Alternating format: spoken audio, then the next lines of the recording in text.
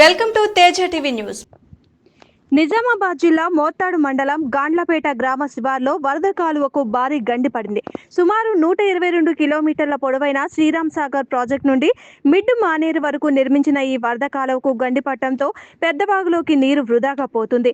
గాండ్లపేట గ్రామ శివార్లో ఉన్న పెద్దవాగు కారణంగా వరద కాలువ నిర్మాణం సమయంలో అప్పటి కాంగ్రెస్ ప్రభుత్వం రిటైనింగ్ వాల్ ని ఏర్పాటు చేసింది. అయితే ప్రస్తుతం ఆ రిటైనింగ్ వాల్ ఫౌండేషన్ కింద భాగంలో మట్టి కొట్టుకుపోవడం వలన పెద్ద బుంగ ఏర్పడి కాలువ కింది భాగం కుంగిపోయింది. ఈ సమాచారం తెలుసుకున్న అధికారులు ఘటనా స్థలాన్ని పరిశీలిస్తున్నారు. సంఘటనా స్థలాన్ని SRSP chief engineer Sudhakar Reddy Karimnagar నుండి వచ్చి పరిశీలించారు. వరద కాలువను పరిశీలించి తగు చర్యలు చేపడతామన్నారు.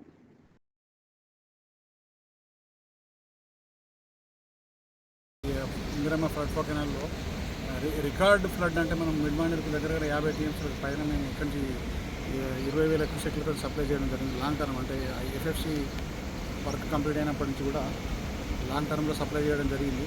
తర్వాత దీన్ని మేము ఇప్పుడు ఎస్టిమేట్ చేసి 2-3 రోజులు ఎస్టిమేట్ చేసి గవర్నమెంట్కి పంపేసి దాని ఆమోదం తీసుకొని దాన్ని చాలా మ్యాక్సిమం పాసిబుల్ తక్కువ టైం లోపల దీన్ని రిస్టోర్ చేయడానికి ప్రయత్నిస్తాం.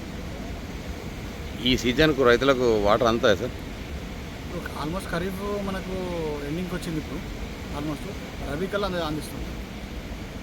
రబీ నెక్స్ట్ వచ్చే రబీకి ఇంకోటి సార్, అంటే ఈ కట్ట నాణ్యత తగ్గిపోవడానికి కారణం ఏంటి సార్? నాణ్యత ఏం లేదు దానికి. దగ్గర 1998 మేము కంప్లీట్ అయింది. అప్పటి నుంచి ఒక ప్రాబ్లమ్స్ ఏం రాలేదు. దాని మీద మేము ఒకసారి ఇన్వెస్టిగేషన్ చేపిస్తాము. సీడీఓ కూడా రిఫర్ చేస్తాము. సెంట్రల్ డిజైన్స్ ఆర్గనైజేషన్ ఉంది. దాని డిజైన్స్ కూడా మళ్ళీ పునఃపరిశీలించి వాటికి తగు విధంగా చర్యలు తీసుకుంటాం. కట్ట నాణ్యత తగ్గిపోవడానికి సార్ 2 స్థాయిలో కట్టకు ఉన్న మొరమంతా ఈ రియల్ ఎస్టేట్ వ్యాపారులు తీసుకెళ్తున్నారు. మీ డిపార్ట్మెంట్ వారు ఎలాంటి స్పందన లేదు సార్ ఇక్కడ? మేము అంటే చాలా మటుకు కొన్ని చోట్ల కేసులు కూడా బుక్ చేసాము. కాకపోతే ఇక్కడ ఈ ప్లేస్లో మాత్రము బ్యాంకింగ్ జోన్ ఇక్కడ మట్టి తీసే సమస్య లేదు, తీయడానికి కూడా కుదరదు.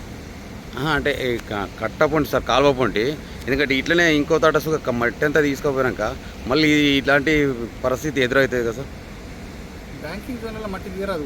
ఎందుకంటే మేమే వేరే దగ్గర తీసుకొచ్చి పోస్తాం కదా. బ్యాంకింగ్ జోన్లలో ఉండదు.